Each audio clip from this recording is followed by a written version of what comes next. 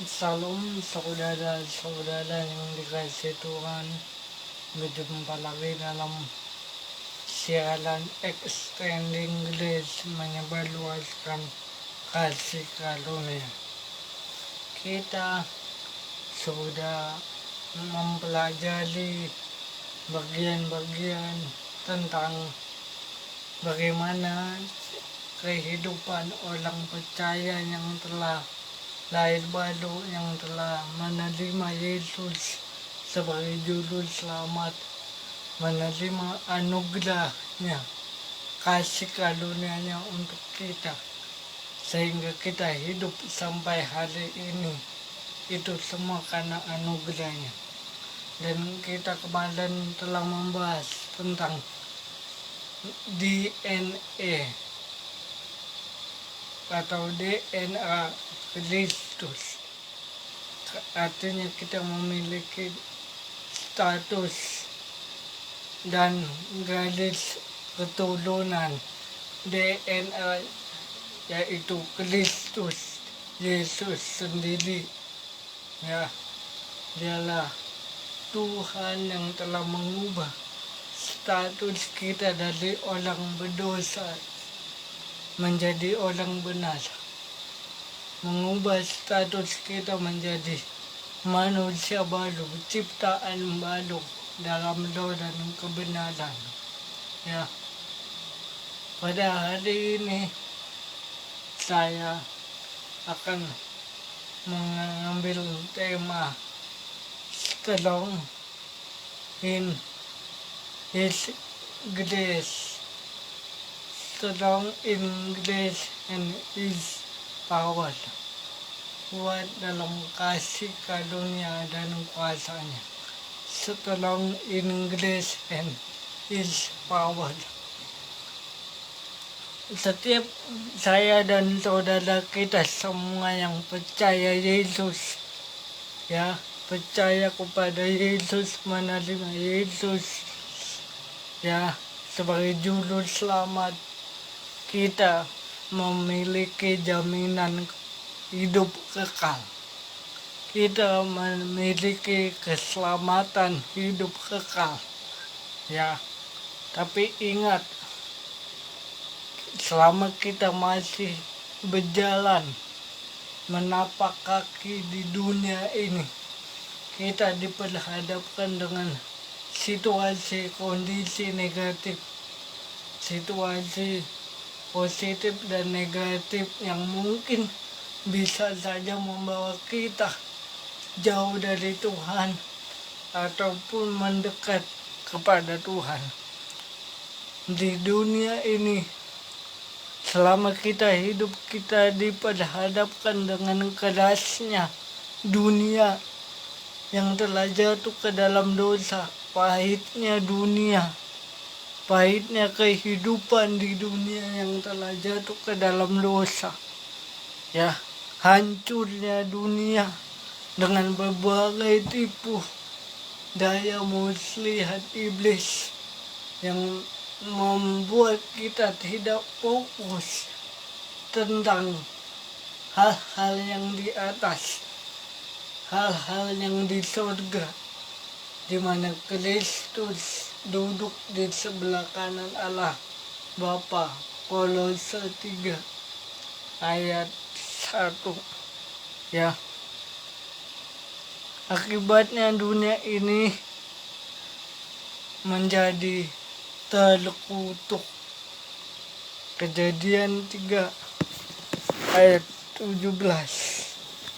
Ya, dimana ketika manusia jatuh ke dalam dosa, yaitu Adam dan Hawa jatuh ke dalam dosa, dunia ini, bumi ini terkutuk sebagai upah dari dosa. Itu tercatat di dalam Kejadian pasal 3 ayat 17. Lalu firman-Nya kepada manusia itu, karena engkau mendengarkan perkataan istrimu dan memakan dari buah pohon yang telah kuperintahkan kepadamu, jangan makan daripadanya, maka terkutuklah engkau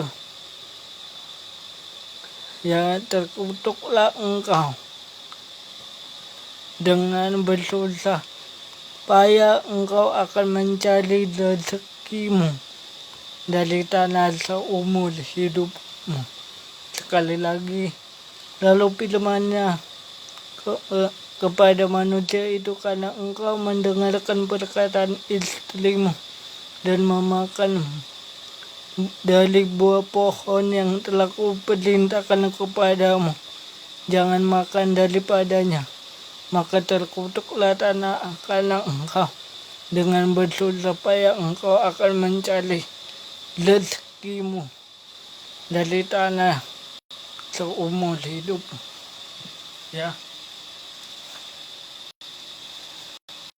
kita sering berkata, mengapa ketika kita hidup di dunia, berjalan di dalam dunia, ya, melintasi, ya, perjalanan kekristenan kita, ya, di dunia ini, iman kita kepada Yesus di dunia ini penuh dengan tantangan, rintangan, dan salib yang berat kita pikul, ya.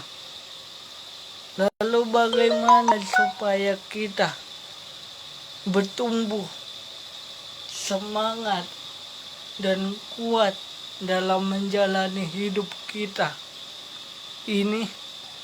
Bagaimana supaya kita kuat, teguh menghadapi kehidupan, menjalani kehidupan yang penuh dengan kesusahan, penderitaan, kesengsaraan sebagai upah dari dosa, akibat dari dosa, dan apa tugas dan panggilan Tuhan kepada saya, kepada saudara.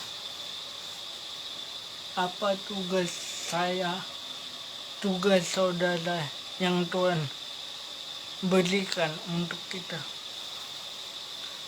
Tuhan mau kita semua dipanggil untuk kuat dalam kasih karunia. 2 Timotius, ya, 2 Timotius 1 ayat 3.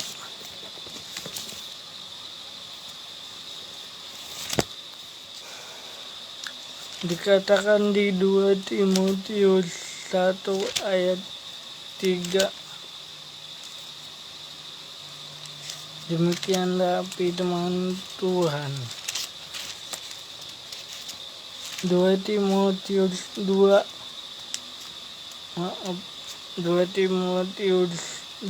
ayat 1-3.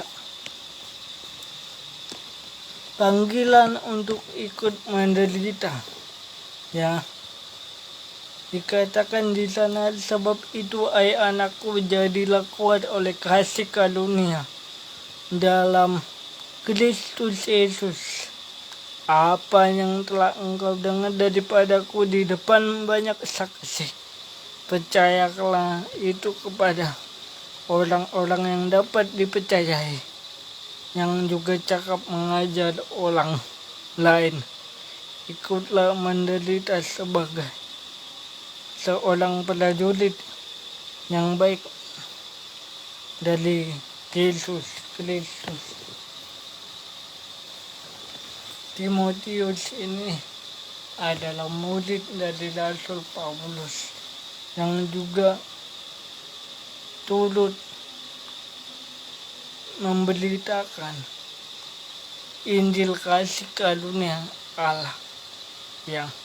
Karena pada zaman itu, mengapa di sini dikatakan jadilah kuat oleh kasih karunia dalam Kristus Yesus.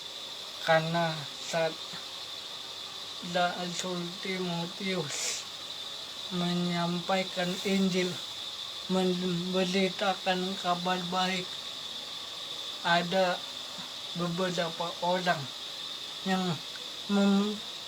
mencampur adukan pengajaran tentang Yesus dan kasih karunia-Nya, mencampur adukan Injil kasih karunia dengan hukum Taurat, ya, dengan tuntutan hukum Taurat supaya memperoleh keselamatan Allah, ya. Dikatakan di situ, jadilah kuat oleh kasih karunia dalam Kristus Yesus, ya. Jadi pada saat itu orang Yahudi mulai terikat atau ikut atau mulai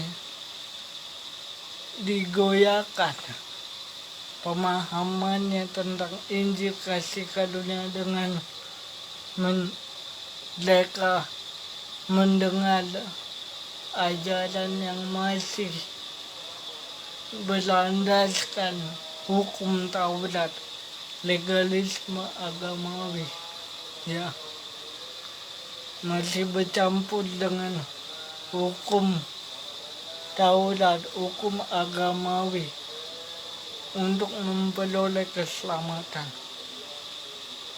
Demikian kita, saudara, kita mau tetap teguh dalam pengenalan akan Kristus, teguh dalam pengenalan akan Injil Kristus yang telah memerdekakan kita, yang telah melepaskan kita, ya. Dan kita pun siap, kuat, teguh dalam menghadapi goncangan, penderitaan, tantangan, rintangan di dunia yang telah jatuh ke dalam dosa ini, ya. Karena kita percaya Allah turut bekerja mendatangkan kebaikan bagi kita yang mengasihi Dia, yang terpanggil dalam rencananya. Roma 8 ayat 28, ya. Roma 8 ayat 28 dikatakan di sana, kita tahu sekarang bahwa Allah turut bekerja dalam segala sesuatu untuk mendatangkan kebaikan bagi mereka yang mengasihi Dia, yaitu mereka yang terpanggil sesuai dengan rencana Allah, ya. Kita adalah orang-orang yang kuat karena kita telah dipanggil, dipilih, ditentukan untuk memperoleh kebaikan Tuhan, anugerah penyediaan Tuhan dalam kasih karunia-Nya yang besar, ya. Yang kedua, bagaimana supaya kita bertumbuh semangat menjalani kehidupan ini penuh tantangan, rintangan, penderitaan di dalam tugas, panggilan, kasih karunia Tuhan, menjadi laskar Kristus. 2 Timotius pasal 2 ayat 3, 2 Timotius 2 pasal 3. Ikutlah menderita sebagai prajurit yang baik dari Yesus Kristus. Ya, ikutlah menderita sebagai prajurit yang baik, ya, di dalam Kristus Yesus. Atau lebih tepatnya kalau di bahasa aslinya, kata prajurit itu menjadi laskar Kristus. Ya,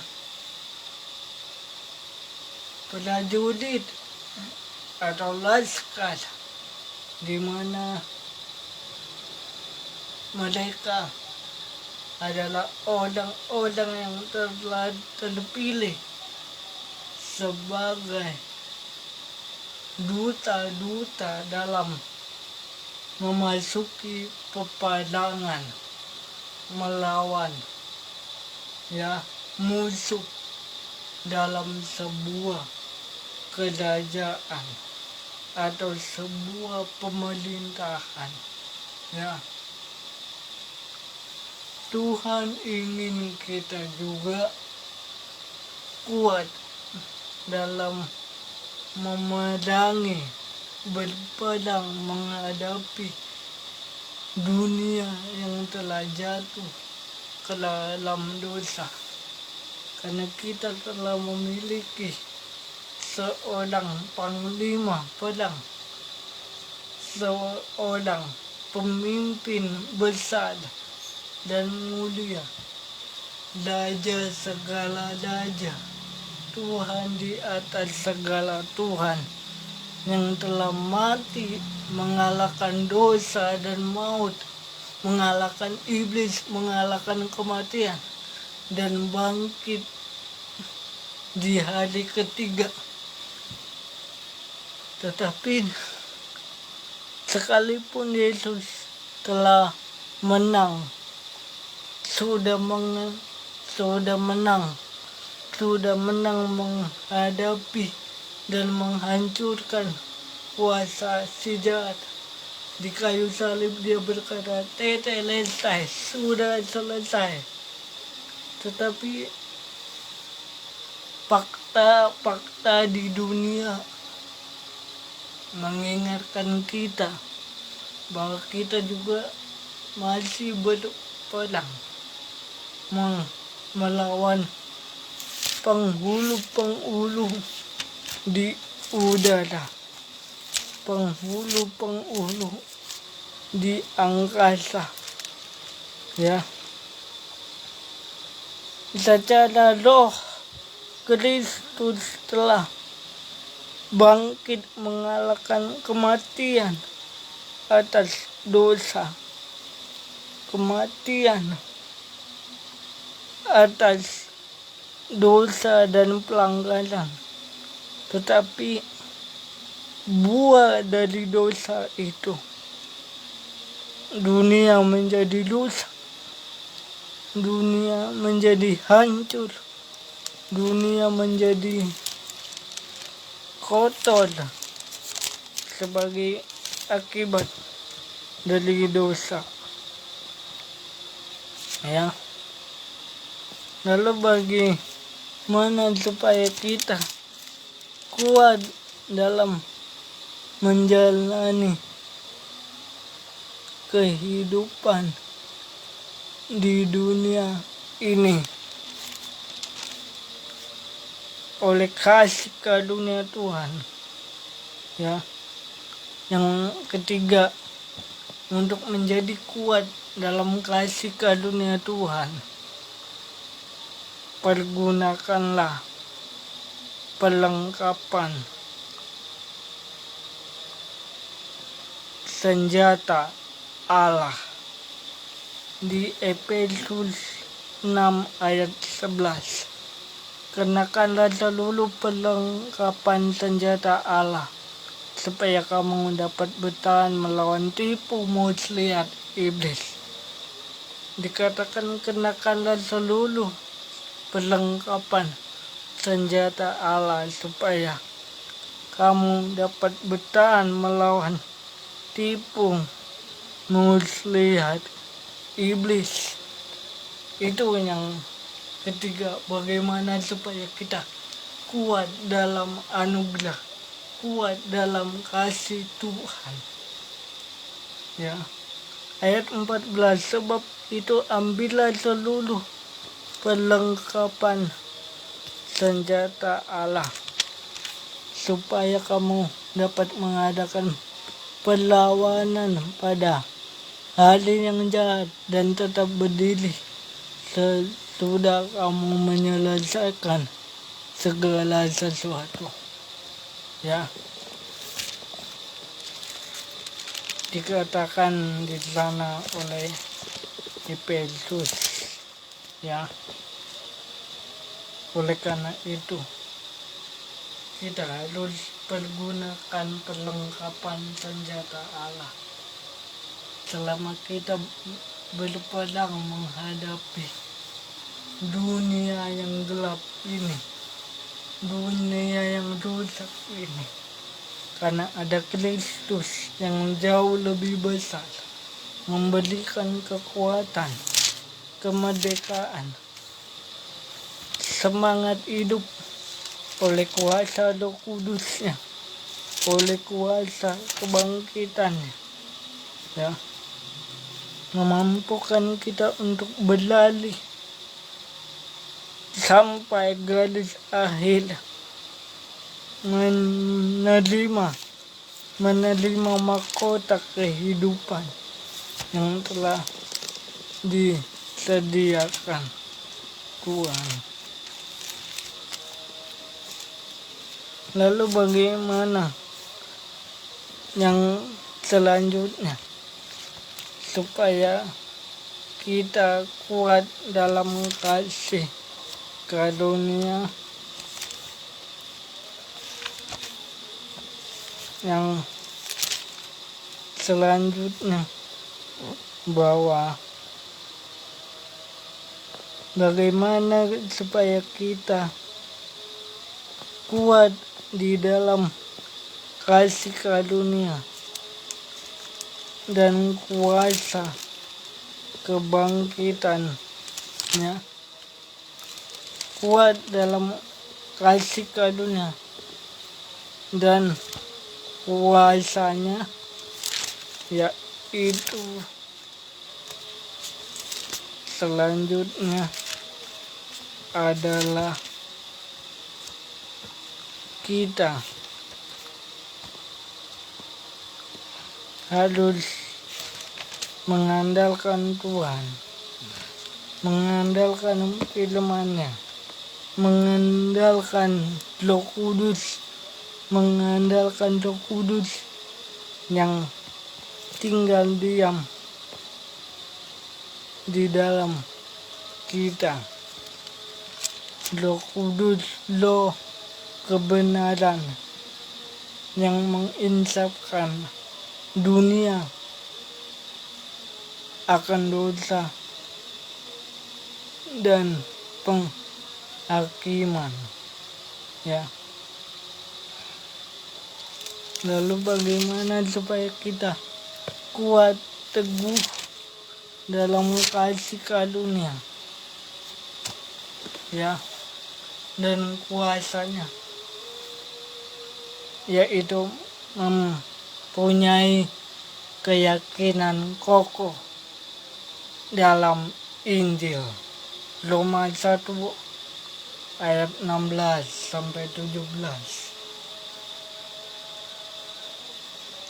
Sebab aku mempunyai keyakinan yang kokoh dalam Injil, karena Injil adalah kekuatan Allah yang menyelamatkan setiap orang percaya, pertama-tama orang Yahudi, tetapi juga orang Yunani.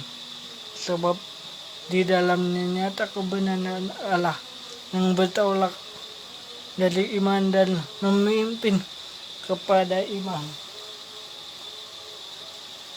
Sebab ada tertulis, orang benar akan hidup oleh iman. Yang ketiga, ya, mempunyai keyakinan yang kokoh dalam Injil. Injil dalam bahasa Yunaninya marturia, asal kata martiria.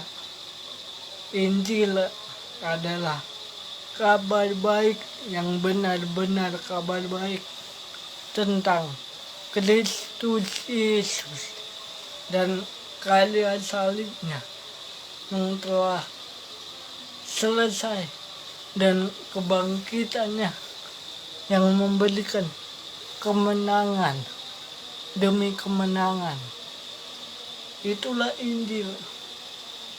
Jadi untuk kita memiliki kuat dalam kasih karunia dan kuasanya, kita memiliki keyakinan yang kokoh akan Injil Kristus, ya.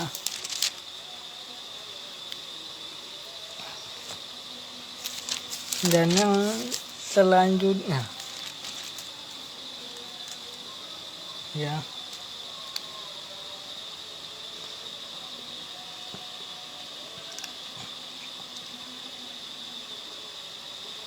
bagaimana kita kuat dalam kasih karunia dan kuasanya, yaitu menganggap semuanya itu kerugian bagi kita karena Yesus Kristus.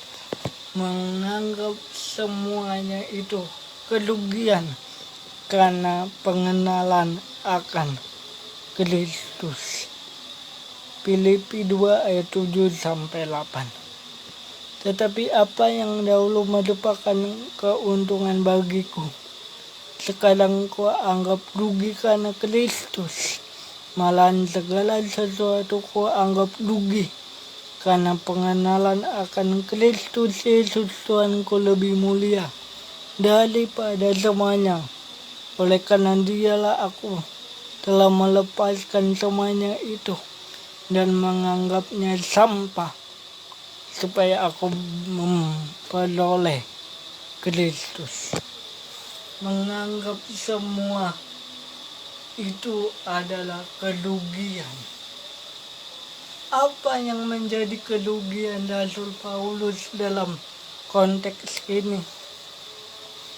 Yaitu kebenaran dalam mentaati hukum Taurat, kebenaran diri sendiri, kebenaran hukum agama, yang dimana mereka bangsa Yahudi berusaha untuk mencapai keselamatan kekal dalam Tuhan melalui hukum Taurat, hukum agamawi, ya.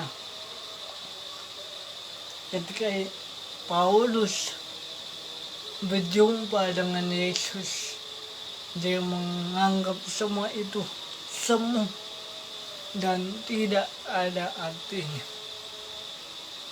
Bukankah ini yang terjadi dalam hidup kita? Kita berpikir bahwa dengan kebenaran diri sendiri kita pasti diselamatkan. Kita berpikir dengan amal dan perbuatan kesalehan kita pasti masuk surga. Kita berpikir bahwa ketika kita melakukan kebaikan moral, itu dapat menarik kasih karunia Tuhan datang untuk kita. Itu dapat menarik perkenanan Tuhan bagi kita. Enggak. Karena kitab Yesaya mengatakan bahwa perbuatan baik kita seperti kain kotor di hadapan Allah. Jadi perbuatan baik sudah ada, kesalehan kita, kesalehan saya, kebaikan saya tidak cukup untuk membayar surga, menghapus dosa.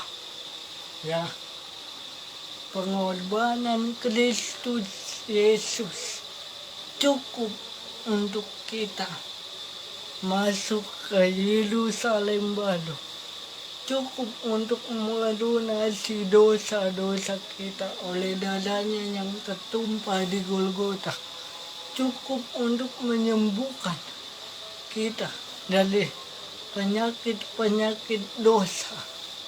Ya, karena oleh bilur-bilurnya, oleh kuasa darahnya, kita sudah sembuh. Saudara percaya kita telah sembuh?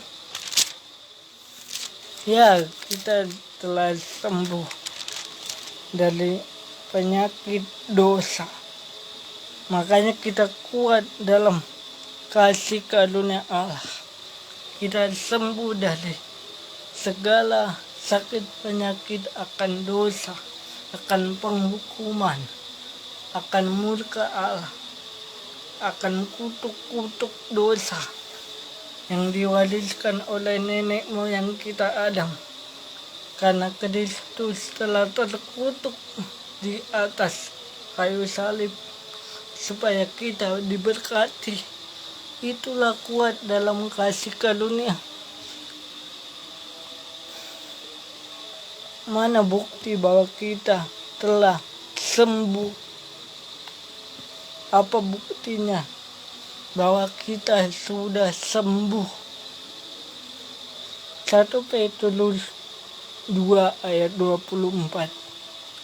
Ia sendiri telah memikul dosa kita di dalam tubuhnya di kayu salib, supaya kita yang telah mati terhadap dosa hidup untuk kebenaran. Oleh bilur-bilurnya kita sudah sembuh. Bilur-bilur dalam bahasa aslinya stripes, luka-luka. Jadi saat Yesus dipukul, saat Yesus dicambuk, saat Yesus dimahkotai duri, tubuhnya hancur, tercabik-cabik, tubuhnya rusak. Bahkan Yesaya mengatakan dia tidak tampak lagi semaraknya, rupanya. Ya, wajahnya tidak bisa lagi kita pandang sebagai manusia biasa waktu dia berinkarnasi sebagai manusia, ya. Itu semua untuk menanggung semua kutuk, hukuman, sakit penyakit, dosa-dosa kita. Makanya kita kuat dalam kasih karunia dan kuasanya.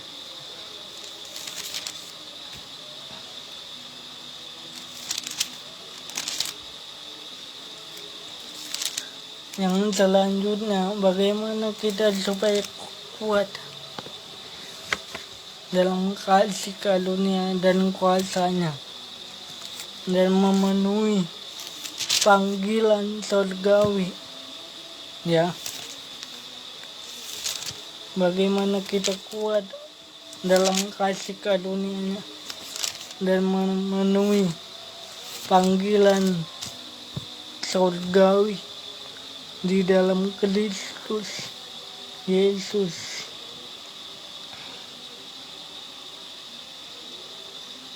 yang selanjutnya adalah manusia lama kita turut disalibkan. Ya, dikatakan di sana manusia lama kita turut disalibkan bersama Yesus. Di Roma 6 ayat 6. Karena kita tahu bahwa manusia lama kita telah turut disalibkan supaya tubuh dosa kita hilang kuasanya, agar kita jangan menghambakan diri lagi kepada dosa. Sekali lagi, Roma 6 ayat 6, karena kita tahu bahwa manusia lama kita telah turut disalibkan supaya tubuh dosa kita hilang kuasanya, agar jangan kita menghambakan diri lagi kepada dosa. Amin. Ini nih yang menjadi pokok inti pembicaraannya. Inilah titik temu bagaimana orang percaya tidak kuat menjalani hidup ini, yaitu dosa. Ya, manusia telah jatuh ke dalam dosa dan kehilangan kemuliaan Allah. Roma 3 ayat 23. Tetapi kabar baiknya di sana bahwa kita sudah disalibkan. Manusia lama kita telah disalibkan bersama Yesus di Golgota. Jadi kita tidak berjuang untuk melawan dosa. Kita tidak lagi berjuang untuk melawan dosa, menghindari dosa. Kita tidak lagi berjuang untuk mematikan kedagingan, mematikan kuasa dosa dalam tubuh ini dengan usaha perbuatan kita, kesalehan kita, perilaku kita, ibadah kita, ritual agamawi kita. Bagaimana supaya kita menyalibkan kedagingan, menyalibkan kuasa dosa. Tapi kita sadar waktu Yesus mati di kayu salib, Dia telah membawa kita turut disalibkan bersama Dia. Kita turut menyatu dalam pengorbanan Kristus. Kita turut disalibkan di dalam kematian Kristus. Ya. Dan kita juga bangkit dari kematian atas dosa dan maut. Bangkit seperti Yesus bangkit dari antara orang mati. Bagaimana supaya kita memperoleh kekuatan dalam kasih karunia dan kuasanya? Bagaimana supaya kita dapat memperoleh kekuatan kasih karunia dan kuasanya, sehingga kita menjadi laskar Kristus, menjadi tentara ilahi, menjadi tentara dari Kristus, menjadi saksi Kristus, yaitu dikatakan di ayat 13 di Roma 6 ayat 13.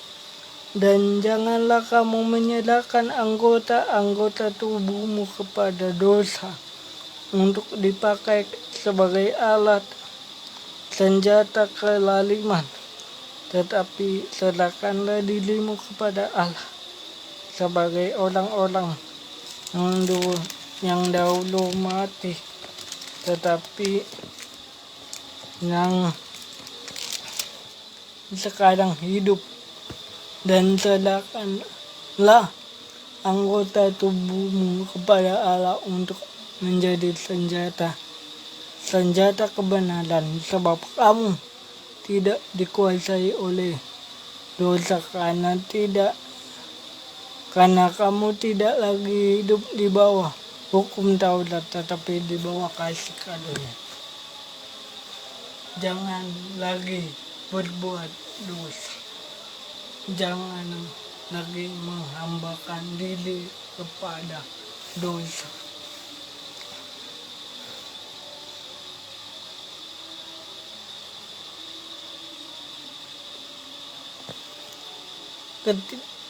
Kedua, bagaimana supaya kekuatan kasih karunia itu mengalir dan terjadi menyatu dengan kita. Tadi kan dikatakan jangan lagi berbuat dosa. Lalu bagaimana supaya kekuatan kasih karunia dan kuasa Allah bekerja di dalam diri saudara dan saya? Ya, apa dasarnya? Apa yang menjadi landasan titik temu supaya orang percaya benar-benar hidup dalam kekuatan kasih karunia dan kuasa Tuhan? Selanjutnya, firman itu dekat di dalam mulut dan hati kita. Roma 10 ayat 8. Tetapi apakah katanya ini firman itu dekat kepadamu, yakni di dalam mulutmu dan dalam hatimu. Jadi yang selanjutnya, mengetahui, menyadari bahwa kita memiliki firman Kristus di dalam hati kita, firman Kristus di dalam mulut kita. Setiap langkah hidup saudara dan saya, kita hidup berdasarkan Injil Kristus, berdasarkan firman Kristus, berdasarkan sabda Kristus yang terus-menerus kita renungkan, kita baca, ya, kita dengarkan, menjadi fondasi kehidupan.